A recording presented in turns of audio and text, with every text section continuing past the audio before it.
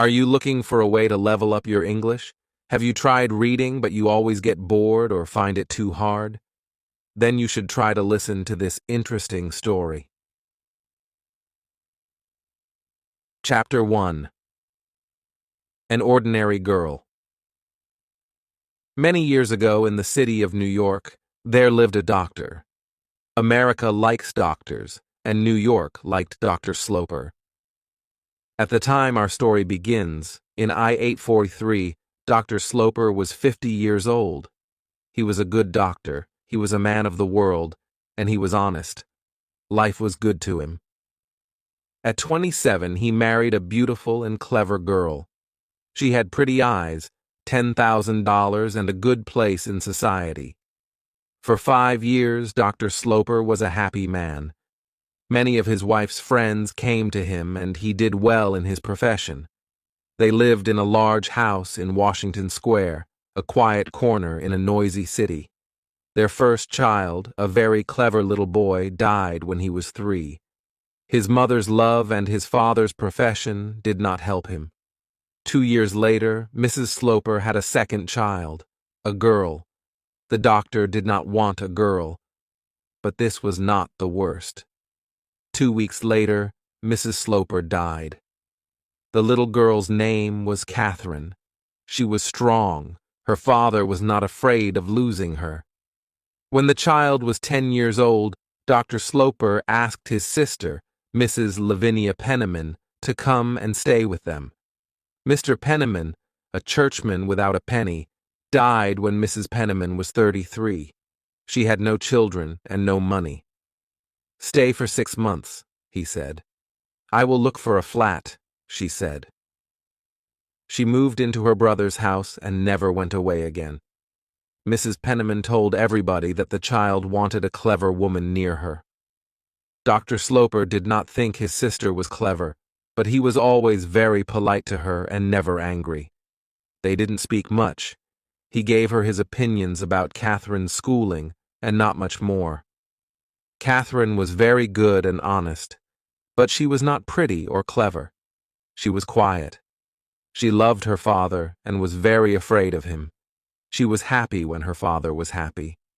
The doctor wanted to be proud of her, but he wasn't. He was sometimes angry because his only child was ordinary. When she was 18, Catherine was a quiet young woman, but she began to wear strong, noisy colors. Dr. Sloper did not like her new dresses. He thought she was vulgar. One day, Catherine's other aunt, Mrs. Almond, asked a lot of people to her house. Mrs. Almond was the younger of Dr. Sloper's 2 sisters.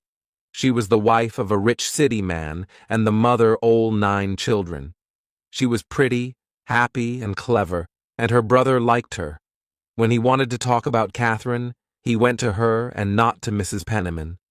Catherine was close to her aunt's children. There were 7 boys and 2 girls. The older girl married young. The younger girl, called Marian, soon decided to marry too. She found a young man called Arthur Townsend, and so the Almonds asked everybody to the house. Mrs. Penniman and Catherine arrived at the Almonds. The doctor planned to come later. Soon after the dancing started, Marian Almond brought a tall young man over to Catherine. "Catherine, this is Mr. Morris Townsend. He is from the same family as Arthur. He wants to meet you very much." Marian Almond was a pretty woman. At 17, she moved easily in society. She left Catherine and Mr. Townsend together. Catherine looked at the young man. He was very handsome. "What can I say to this handsome man?" thought Catherine. But Mr. Townsend began to talk to her with an easy smile. "Catherine, this is Morris Townsend," said Marian. "He wants to meet you very much." "What a nice evening. What a beautiful house. What an interesting family. What a pretty girl Marian is." He looked into Catherine's eyes. She said nothing. He talked, and she listened and looked at him. The dancing began again. He asked her to dance, and she gave him her arm. After the dance, her face was red and she was hot. "We'll sit and talk," said Mr. Townsend. But he talked, and Catherine listened. Catherine sat back. She thought he was very clever. "This is my first visit to Mrs. Ullman's," he said, "and my first visit to New York for many years. I lived here when I was a child, but I left when I was 20. I went round the world. I came back to New York only a month ago. It is a nice city, but I don't know anybody. You see, people forget you," he said, and smiled at Catherine. Catherine thought, "I'll never forget you." They sat there for some time. They laughed together. He asked her about the people near them. He gave his opinions about them. She thought he was very honest. Then Marian Ullman came back and took Mr. Townsend away to her mother. "We'll meet again," he said to Catherine. Marian came back and took Catherine's arm. They walked round the room together.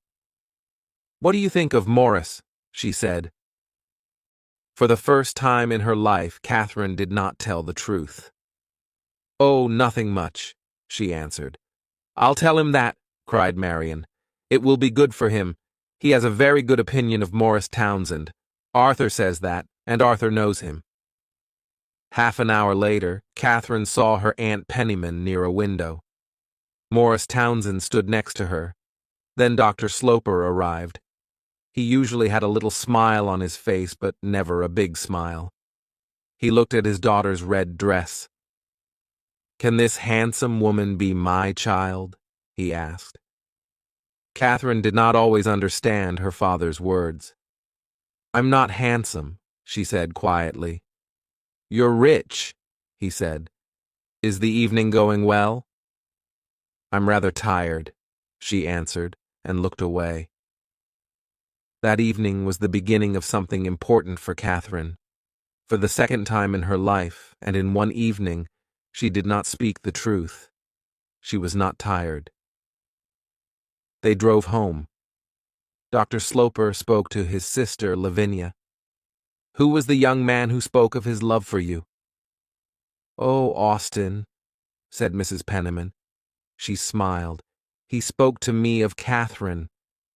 "Oh, Aunt Penniman," Catherine cried out quietly. "He's very handsome. He's very clever," said her aunt. "He's in love with our expensive Catherine, then?"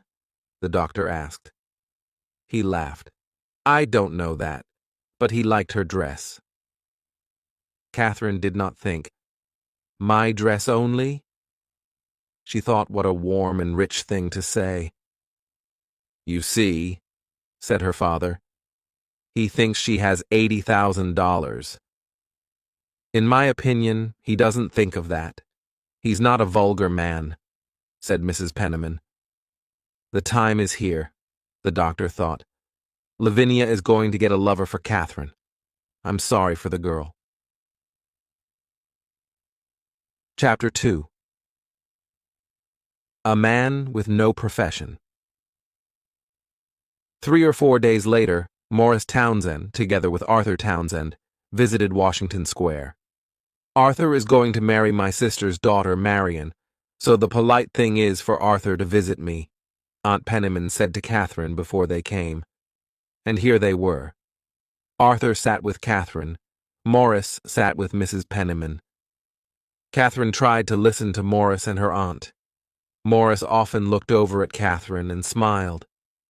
Then Arthur began to talk about Morris, so Catherine began to listen to him.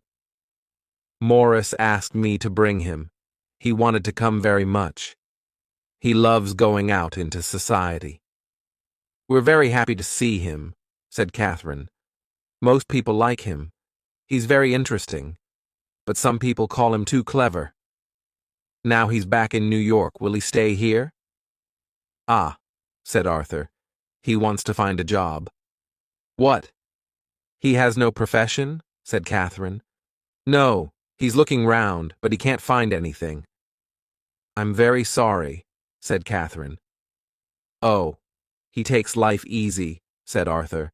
"The job must be right for him." "Will his father take him into his office?" she asked.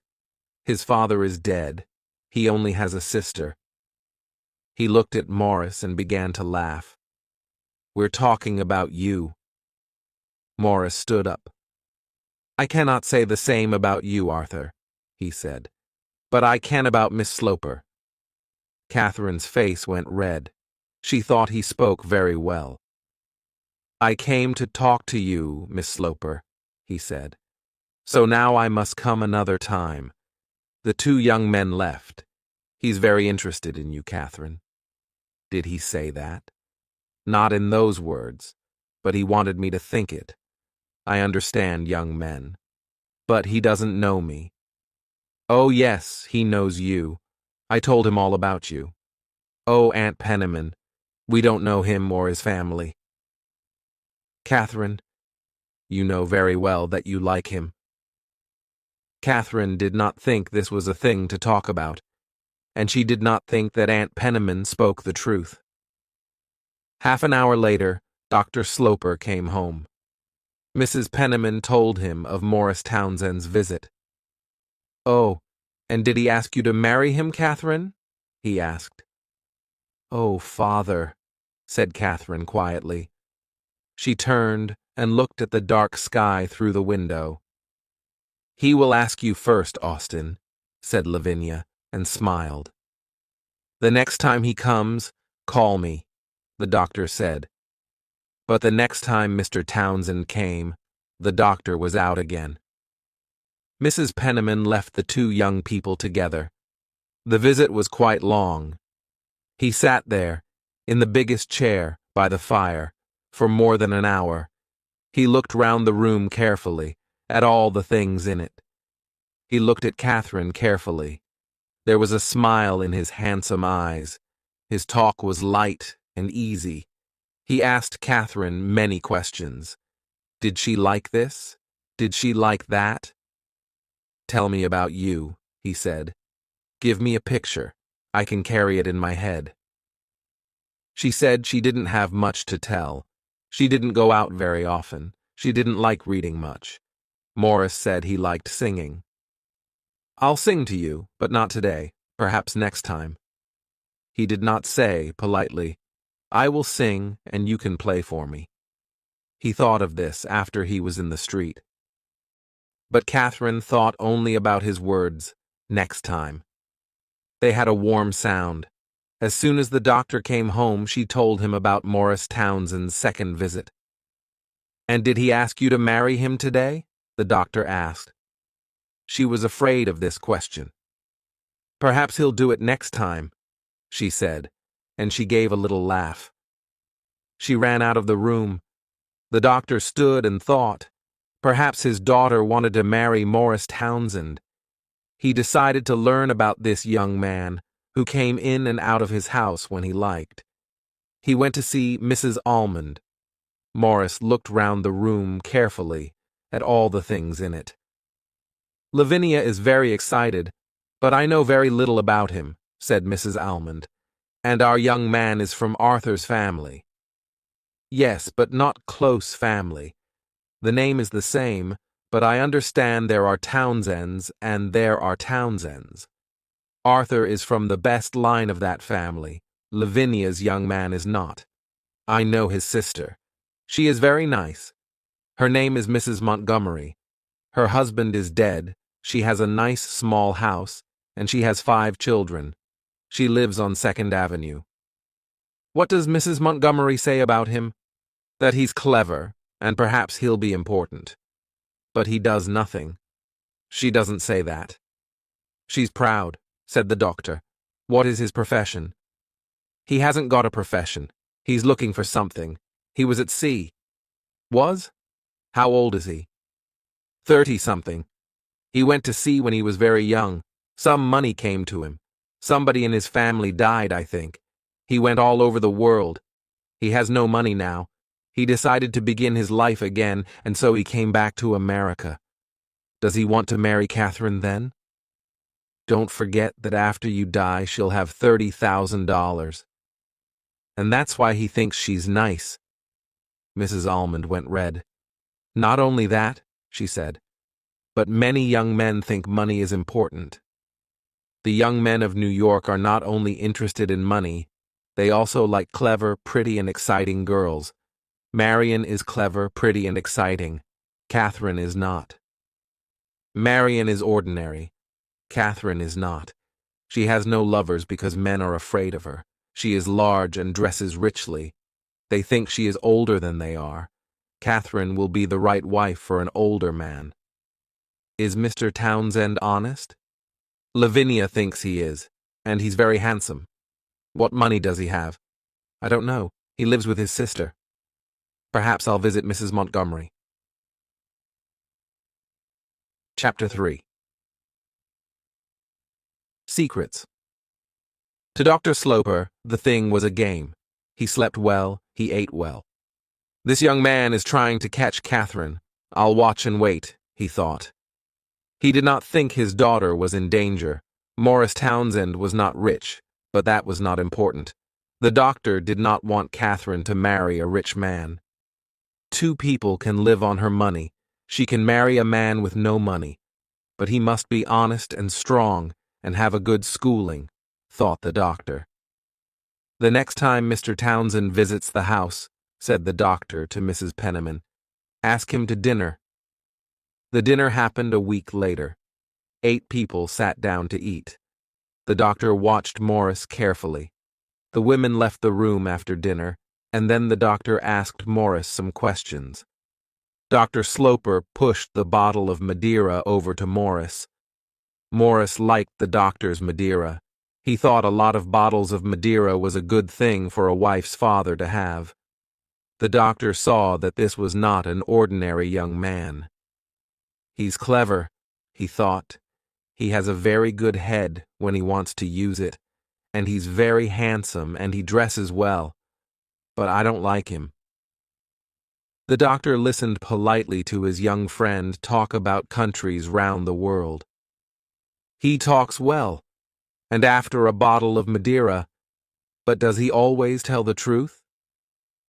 Dr. Sloper pushed the bottle of Madeira over to Morris. Morris liked the doctor's Madeira. After dinner, Morris went and spoke to Catherine. She stood by the fire in her red dress. He doesn't like me, said the young man. You must tell him he's wrong. I never tell him he's wrong. I won't talk about you. Morris Townsend's face was angry, but Catherine did not see it, and then he smiled again. Then I must try to get his good opinion. He spoke to Mrs. Penniman later in the evening. He thinks I'm all wrong, he said. That's not important, she said. She gave him a sugary smile. She thought that she understood everything. Ah, you say the right thing, said Morris. Mrs. Penniman was proud that she always said the right thing. The next day, the doctor saw his sister, Mrs. Almond. And what do you think of him? She asked. Lavinia tells me Catherine loves him. She must stop loving him. He's not a good man. He's vulgar. After 30 years as a student of people, I know what people are. My profession teaches me to understand people in an evening. Well, perhaps you're right. But the thing is for Catherine to see it. I'll give her some glasses. Morris visited Washington Square often. A young man in New York with no profession has a lot of time. His visits were the most important thing in Catherine's life. Each time Morris left the house, she thought only of his next visit. Catherine did not tell her father about these visits. He did not ask. He wanted her to decide that Morris was no good. Lavinia loved secrets and did not say anything. What is happening in this house? He asked his sister politely a few weeks later. Happening, Austin? Mrs. Penniman cried. Why, nothing. Lavinia, you're not being honest with me, he said. Mr. Morris Townsend is coming to my house 4 times every week, and nobody tells me. Does the young man ask you to say nothing, or is it Catherine? Catherine doesn't tell me anything, said Mrs. Penniman. I find Mr. Townsend very interesting, but that's all. He tells me a lot about his life and his bad luck. Ah, his bad luck. Tell me about it. It's a long story. In his earlier life, he was bad. He says so, but he paid for it. And now he has no money. And he has nobody in the world. He lost his friends then, because of his bad life? No, he had bad friends. He has good friends too, his sister and her children. The children are young, and the sister is not nice. Does he say bad things about her to you? But he lives with her and does nothing. She pays for him. He's looking for a profession. He looks every day. He's looking for it here, the profession of husband to a weak woman with $30,000. Every Sunday evening, the family at Washington Square went to Mrs. Almond's. The following Sunday, Morris Townsend was also at Mrs. Almond's. He sat next to Catherine and talked only to her. Catherine was not happy and easy with Morris because her father was in the room. Her father was sorry for her. Perhaps he was wrong about Morris. Perhaps Morris was honest and wanted to marry his daughter for love. The doctor decided to give the young man time. Later, he spoke to Morris. "I hear you're looking for a job," he said. "Yes, I am looking for honest, quiet work. Something to bring me an honest dollar. I have only my good right arm." Catherine was not happy and easy with Morris because her father was in the room. "Yes, your good right arm," said the doctor, "but you have a clever head, too. Sometimes I hear about openings. Will you think about leaving New York? Going away?" "No, I'm afraid not. I must make my life here. My sister is here, and I am everything to her. Her husband is dead, and I must help with her 5 children. I give them lessons." "That's good. But it's not a profession. It won't bring me a lot of money." "Money is not the most important thing," said the doctor. Later that evening, Morris spoke to Catherine again. "Can we meet tomorrow? I have something to say to you. Not in your house. Mill the Square. I cannot come into your house again. Your father laughed at me because I have no money." "Laughed at you? Oh no, you mistake him. Lie's a good man. You must not be too proud," she said. "I'll be proud only of you," he said. Catherine went quite red. "Now you're laughing at me," she said. "You know I'm not pretty or clever." Morris made a sound. It was difficult to understand. Catherine understood from it that he loved her. "Come to the house," she said. "I'm not afraid of that." The next day, Morris came to the house.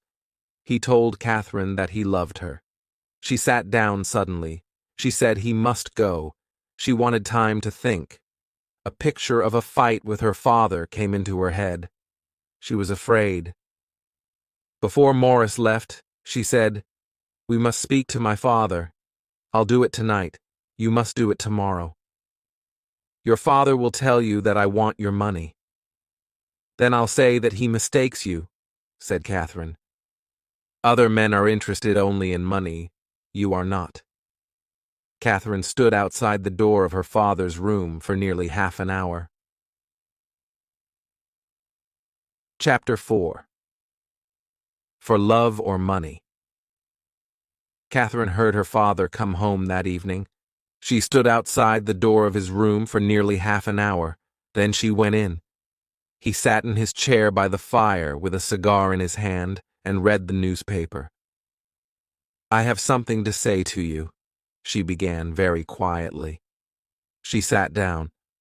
"I'm going to marry Morris Townsend." The doctor looked at her. "When did he ask you?" "This afternoon. 4 hours ago," she answered. Usually the man asks the girl's father. "Is he afraid to ask me? You're moving very fast." "He says he loves me, and I like him very much." "But you met only a few weeks ago." "I liked him from the beginning." "I know that you're not a little girl now, but a woman." "But I don't like Morris Townsend." I'm sorry that you didn't ask me first. I was too easy with you. I was afraid of your opinion. But father, you don't know him, she said. You don't know him. He only shows you half the man. You think he wants my money. Why do I think he's the wrong man? I'll tell you. And he smoked his cigar for a minute. I think that your money is more important to him than is right. Perhaps a clever young man will fall in love with you and not be interested in your dollars. You're an honest, loving girl. But what do we know about this clever young man? We know that he lost his money because he lived a bad life. Now, he's looking for more money to lose and he has his eye on your money. That's not the only thing we know about him, father. He wants to do something very much. He's honest and he's good, and he lost very little money.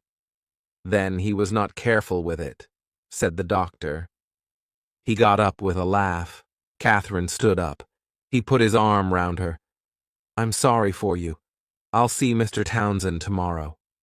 Yes, Dr. Sloper, said Morris the next afternoon.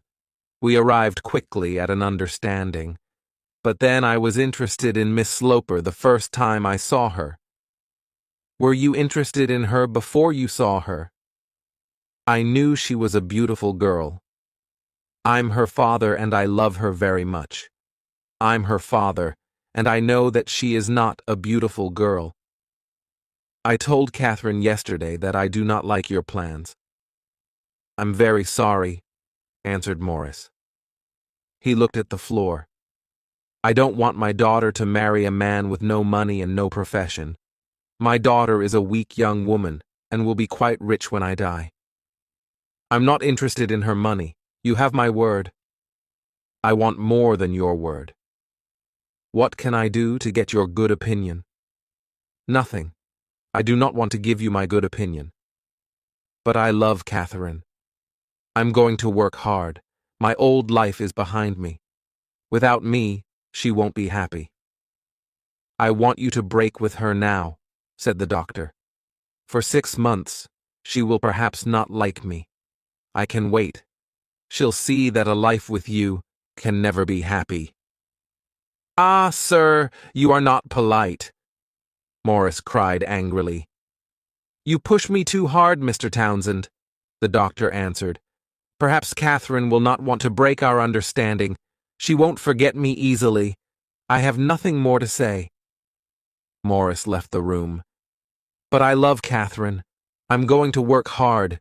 My old life is behind me. Without me, she won't be happy. Dr. Sloper decided to visit Morris Townsend's sister, Mrs. Montgomery. She lived in a pretty little red house with a pretty garden. She was a small woman with blue eyes and an honest face. At the moment, her face was a little red. She did not usually have visits from important society people. Dr. Sloper began. Your brother wants to marry my daughter. I want to learn about him. Tell me about your brother. I find talking about my brother difficult, she said. With a husband I don't like. Catherine will get nothing from me when I die. She has 10,000 from her mother and nothing more. Does Morris know this? She asked. I'll be happy to tell him. You say you don't like Morris. Why? He's a good man to talk to at a dinner, but I don't want him to be my daughter's husband. I think he's more interested in Morris Townsend than in Catherine Sloper. Tell me I'm wrong. No, you are not wrong, but we are all interested in our lives, I think, said Mrs. Montgomery. And he's handsome. Some young men do as little as they can, said the doctor. They live on the love of other people, and 99 times out of 100 those other people are women. You, my sister, Lavinia, and Catherine are all working to make an easy life for Morris. Mrs. Montgomery's eyes were suddenly wet. She moved her head proudly. I don't know how you know this, she cried. Now, said the doctor, answer this. Do you give your brother money? She answered yes. Do you have much money? She answered no. Does your brother know this? she answered yes. I hear that your brother teaches your children. Her eyes were suddenly big and round. Oh, yes, she said quickly. He teaches them Spanish. Now, said the doctor, answer this. Do you give your brother money? She answered yes. The doctor laughed at this answer. Spanish, that will help them. Now I know the answer to my question. Your brother lives on you. Mrs. Montgomery began to cry. I know he's a clever man, but he's not the right man for my Catherine. You must meet her. Then you'll understand me. Yes, she answered. Please bring your daughter to meet me. And then suddenly, he must not marry her. The doctor went happily away with these words in his ears. Chapter 5. Mrs. Penniman's Plan. Catherine did not speak about Morris to her father. After some days, he said to her, I'm lucky to have a good daughter. I'm trying to be good, she answered. Catherine did not see Morris at this time, but she wrote to him. A long letter of 5 pages. Morris thought it was long. She asked him not to visit for a time. Morris wrote back. He talked about his meeting with Dr. Sloper. Your father was very angry, he wrote. I was very polite. You must be strong. You must fight. Catherine did not like to think of fighting her father, but she did not like to think of losing her lover. She tried to think of an answer to make everybody happy. She decided to be quiet and to wait. Good fathers are always very careful about their daughters' husbands, she thought. Mrs. Penniman did not help Catherine much. She loved this little story and her place in it. She wanted Catherine to run away with Morris and marry him. She carried a picture in her head. 2 lovers, with Mrs. Penniman, marrying in a small church in a New York back street, living in a dark flat with no money, waiting for visits from Mrs. Penniman, their only friend. She wanted to put this picture before Morris. She wrote to him daily about Washington Square. She asked him to meet her in a small restaurant on 7th Avenue. When Morris arrived, half an hour late, they sat together in the darkest corner at the back of the place. This was the happiest half an hour of Mrs. Penniman's life. Morris was not happy. He listened to her, but he did not like her. He was happy to use her at the beginning, to get a foot in Washington Square. But he did not want her now. She always said the wrong thing. He was cold, but polite. Mrs. Penniman told Morris her plan. Run away with Catherine? Cried Morris. Yes, said Mrs. Penniman, now afraid for her plan. Tell Catherine's father about it only after you marry. You can show him that you're not interested in the money. And then you'll get his good opinion. And there's always the 10,000 from her mother. He cannot cut that off. Oh, don't speak at that, he said. I'm afraid of coming between Catherine and her money. Be afraid of nothing, then everything will go well. Mrs. Penniman paid for her cup of tea, and they went out together into the dark street. Morris walked with Mrs. Penniman back to Washington Square. She went in. He looked up at the house. He thought it was a very nice house. When Mrs. Penniman told Catherine of her meeting with Morris, Catherine was angry for the first time in her life. I don't think it was right, she said. Mrs. Penniman began to read the evening newspaper. After a long wait, Catherine spoke. Was he sad? He was dark under the eyes, very different from when I first saw him, but very handsome. A long wait again. Why are you always cold and quiet, Catherine? And I don't think it's your place to teach me what's right, Lavinia said. The girl turned quickly. Does he say that? He says you are afraid of your father. I am afraid of my father. So will you break with Morris? Catherine looked at her aunt. Why do you push me? I'm afraid you don't see the importance of what you do. You must not lose this young non. I don't think that you understand me or know me. Please do not have any more secret meetings with Mr. Townsend. I don't think it's right.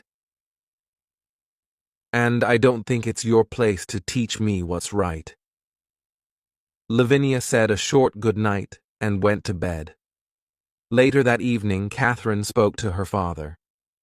Father, I want to see Morris again. To say goodbye? Asked the doctor. No, to ask him to wait. He looked at her. You're a good child. She went to him and he put his arm round her. I want you to break with him. My opinion of him is the same as when I first met him. You're not happy now, I know. But in 3 months or 3 years, you can be happy again. Marry Morris, and you'll never be happy. But you can like him, said the sad child. We can wait. When I die, you can marry, the doctor said quietly. Don't say that, father, cried Catherine. Try to like Morris. He's a good man. I never want to speak to him again. But tell him this. You marry him, and you get nothing from me. You're right to say that. We don't want your money. Say that to him. Listen to his answer and watch him. Watch for an angry face. He's never angry with me, father, she said. Her eyes were wet. Her father pushed her out of the room and shut the door. I think I'll see him, only one more time. Then you're a bad daughter to me. This was too much for Catherine. She cried and cried. She ran to her father, but he turned away. He pushed her out of the room and shut the door. He heard her crying and knew she was behind the door. But he did not move. He was sorry for her, but there was a smile round his eyes. That night Catherine cried for many hours with Aunt Penniman's arm round her. Good, thought Mrs. Penniman. The next morning, she came back into Catherine's room. Catherine was dressed and ready for breakfast. Don't go to breakfast, Catherine, Aunt Penman said. You won't move your father. You must be weak and ill, not well and strong. I must go, Aunt. I'm only afraid of being late. Catherine wrote to Morris that day. She asked him to visit the next day at a time when her father was not at home. Chapter 6. The Long Wait. Morris was more handsome than Catherine remembered. He put his arms round her. She knew that she loved him very much. Why did you send for me? Because I wanted to see you, said the girl quietly. Do you want only to look at me, or to tell me something? He waited. Then he suddenly said, Marry me tomorrow. Take me or leave me. Decide between me and your father. I want you, Morris, but we must wait. We must be strong. I said to father last night, we don't want your money. His face went red, but he smiled and spoke. No, he was not angry. The money was not important. He loved her very much. Yes, cried Catherine. We must marry as soon as we can. She put her arms round him and closed her eyes. He left soon after. They did not decide on a day to marry. Morris wanted to think. When was the cleverest time to marry? He did not want the girl without the money. He thought about the 10,000 from Catherine's mother. That was not a good living. Not for Morris Townsend, but then it was better than nothing. Mrs. Penniman asked Morris Townsend to a second secret meeting. This time they met outside a church. I see the thing differently from our last meeting, said Mrs. Penniman. Every time I see you, you say something different. My head is never quiet. I don't think you can marry Catherine now. My brother says he's going to throw me out of the house. You know I'm not a rich woman. But Catherine says we must marry now in secret. How can I get out of it now? Catherine loves you very much. You can do anything with her. You can say you must wait. Ah, said Morris quietly. Catherine's days were long at this time. Her father never looked at her or spoke to her. This was his plan. He waited for Catherine to speak first. "I think that Morris and I will marry," she said one day. "When? In the next 4 or 5 months?" he asked. "I don't know, father," said Catherine. "We cannot decide." "Then wait for 6 months. I'll take you to Europe. I want you to come with me." Catherine was happy to say yes to her father. Mrs. Penniman asked Morris Townsend to a second secret meeting. This time they met outside a church. Dr. Sloper did not ask Mrs. Penniman to go to Europe. She wanted to go, but she did not show it. "Washington Square is going to be nice and quiet," she said to Mrs. Almond. Catherine met Morris before she left. Ty asked questions. "Do you want to see all those famous things over there?" "Oh, no, Morris," said Catherine quickly. "What is this woman interested in?" thought Morris. "Father thinks I'll forget you," said Catherine. "But I won't. He'll be angry with me." "Yes, I think you're right. But the visit to Europe is a good thing. He wants you to go and he'll be happy," said Morris. "I don't want you to lose your money. Not for me, but for you and your children. When you're in Europe, decide on a good time and place, an evening in Venice, and then perhaps you can move your father. Ask him to say yes, you can marry Morris." Catherine thought this was a clever plan. Europe was very interesting to Dr. Sloper, so they stayed for 12 months, not 6. Mrs. Penniman lived well in Washington Square, and so did Morris Townsend. Mrs. Penniman liked to ask him to tea. He had his chair, a very easy armchair, by the fire in the back sitting room. He drank the doctor's Madeira and smoked his cigars.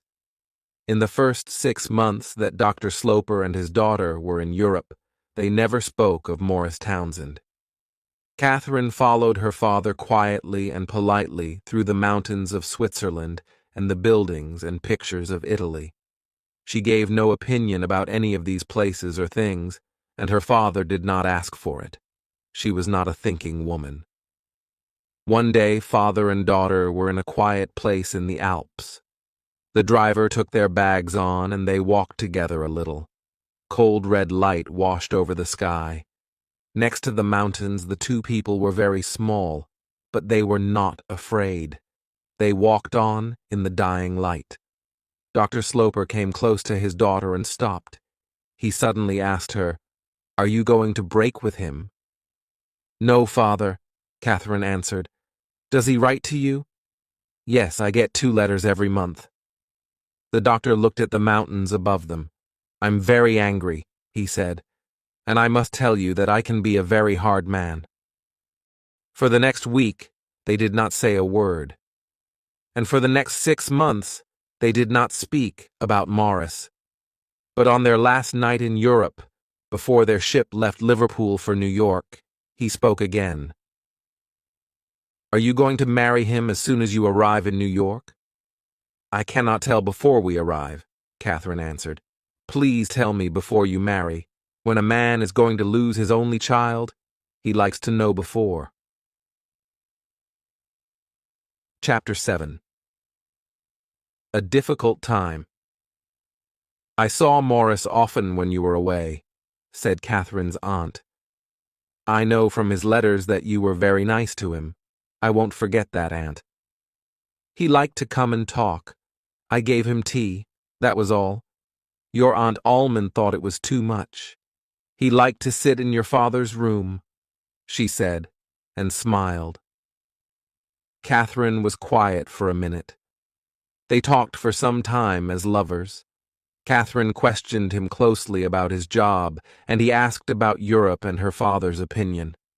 "I'm sorry that he went into father's room," she said. Then she asked, "Does he have a job?" "Yes. Only a week ago he found a job. He's working with a friend, buying and selling something. He asked me to tell you as soon as you arrived." "Oh, that's good to hear," said Catherine, very happy. "You see, Morris was right to wait for the right job. What can your father say now? Father's opinion is the same as before, only stronger. But his opinion isn't important to me anymore, she said. You're much stronger now, said Mrs. Penniman. What about your father's money? I'm not interested in my father's money. Morris doesn't think it's important. Perhaps he thinks it's a little important, said Aunt Lavinia after a minute. I have money from my mother, and now Morris has a job. He and I have everything. I'm never going to ask my father for anything. I am home, and I want to marry. Morris came to Washington Square the next day. I'm very happy to see you again, he said with a smile. They talked for some time as lovers. Catherine questioned him closely about his job, and he asked about Europe and her father's opinion. He often got up and walked round the room and came back and smiled again. Morris smiled all the time. I must try to move him, he said. I'm a proud man. I want to show him that he's wrong. Morris, we must ask for nothing. I know now that he doesn't like me much. It's because of my mother. She was very beautiful and I'm not. He's always thinking of her. Aunt Penniman told me that. Morris was angry. What a difficult family. You must be nice to me, Morris. You must always like me. Morris said, I will. It was not difficult to say. The doctor spoke to Mrs. Almond. I know of his visits to my house. I can see where he sat in the chair by the fire. His plan is to take anything, said Mrs. Almond. He lived on Lavinia for a year. Mrs. Penniman wrote to Morris. She wanted to see him. Morris angrily threw her letter into the fire. She wanted to come to his office. He said no. His office was very difficult to find. They met for a walk. Mrs. Penniman had nothing new to say, but Morris had something to say. I know the doctor is the same. He's never going to give us anything. Don't talk to me about him. The fight is finished. I'm the loser. I'm not going to marry Catherine. Morris, she loves you very much. Do you know that? No, I don't. I don't want to know. You must be a good friend to her. The doctor can help you. The doctor! He'll say, I told you. He was no good. Morris went very red. You can tell her that I don't want to come between her and her father, and I don't want her to lose her money because of me. You're very clever with words, said Mrs. Penniman. I must do something very clever with my life next, he said. This is not clever at all. Morris came to see Catherine. He said suddenly, I'm going away to New Orleans. I'm going to buy some coffee. Take me with you, said Catherine. No, it's a dirty and dangerous place. People get ill there. Then you must not go. When people are going to marry, buying coffee is not important. Think about me, not coffee. We must not wait too long. She spoke strongly, her hands on Morris's arm. Was this the time to break with Catherine? I don't like this noisy Catherine. I like you when you're quiet, said Morris. But I don't ask much of you. When are you coming again? Saturday, he answered and smiled. Come tomorrow. I'm very quiet now. Please, tomorrow. I said Saturday, he said, but did not smile this time. Tomorrow, I'll be in the office. She looked at his hard, cold eyes. Morris, she said quietly, you're going to leave me. Yes. I'll write to you. That's better. Morris, I gave up everything for you, she cried. You can have it all back. Morris, why are you doing this now? What is different? Wait for my letter. Ah, you're not coming back. He got away from her and closed the door behind him. Chapter 8. After the dance. Catherine cried all day and sat up all night. She waited for Morris to come to the house. He did not come. He did not come the next day. He did not write. Catherine wrote a short letter to him. "Morris, I'm sorry and I don't understand. You're killing me." No answer. The doctor watched all this happening. After a few days, he spoke to his sister, Lavinia. "The story is finished," he said. "I'm very happy to be in the right." He put his hands together, jumped up, and laughed. "Ha! I knew it." One Sunday afternoon, Catherine came back from a walk. Her face was red and her eyes were wet. One Sunday afternoon, Catherine came back from a walk. Her face was red and her eyes were wet. Mrs. Penniman questioned her closely and learned that her walk was to Mrs. Montgomery's house on 2nd Avenue. There she heard that Morris left New York some days before. 2 days later, a letter arrived from Philadelphia. The writer did not want to come between Catherine and her father or her father's money. He wanted her to be happy and to stay friends with him in the years to come. He was sorry. Catherine thought it was a beautiful letter and read it many times over the next 2 years. One day, Dr. Sloper found Catherine sitting with her work. "Can you tell me when you're going to leave my house? When you go, your aunt goes too," he said. She got up. She put her work away. Her face was hot. "I'm not going away," said Catherine. "Did he break with you?" said the doctor. "I asked him to leave New York. He's not coming back for a long time," she said. "Oh," he said. "You're not a nice girl, Catherine, to play with him for more than a year and then forget hint." Catherine learned a hard lesson. She never spoke of the pain inside her in the weeks and months following the break with Morris. Her father never learned the truth. "Catherine had her little dance," he said to Mrs. Almond, "and now she's sitting down." At different times in the following years, 4 men asked Catherine to marry them. She said no to them all. She worked hard for churches and hospitals. She went out in society and everybody liked her. 20 years later, Morris Townsend, now fat and with very little hair, arrived at Washington Square. Dr. Sloper died when he was 70. Some of his money went to Catherine and her aunts, but most of it went to hospitals across the United States. 20 years later, Morris Townsend, now fat and with very little hair, arrived at Washington Square. Catherine did not ask him to sit down. This was not her Morris, her lover of years ago. "Can we be friends again?" he asked, and came closer to her. "Catherine, I think of you always." "Please don't say these things," she answered.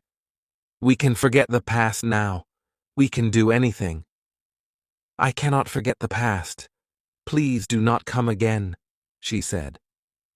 Morris looked round the room at all the things. "Goodbye, then. I'm sorry." Outside the room, an excited Mrs. Penniman waited. "Ha! That was a good plan, Mrs. Penniman," said Morris, and pulled his hat hard on his head. "She's not interested in me, but she never married. Why?"